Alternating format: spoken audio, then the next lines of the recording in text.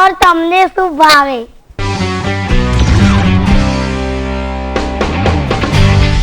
અત્યારે તો સીએમ બન્યા પછી તો ભોજન ઉપર આમ કંટ્રોલ, કારણ કે આખો દિવસ દોડવાનું હોય એટલે આળસ ના આવે એ પ્રકારનો અત્યારે તો ખોરાક લે. પણ આમ પણ મારા જીવન દરમિયાન શરૂઆતથી જોઈએ તો પણ બળપણથી પણ એવું બહુ શોખ નથી કે ભાઈ આ જોઈએ, 10 દિવસ થાય એટલે બીજું વસ્તુ જોઈએ, ત્રીજી વસ્તુ, એવું નહીં.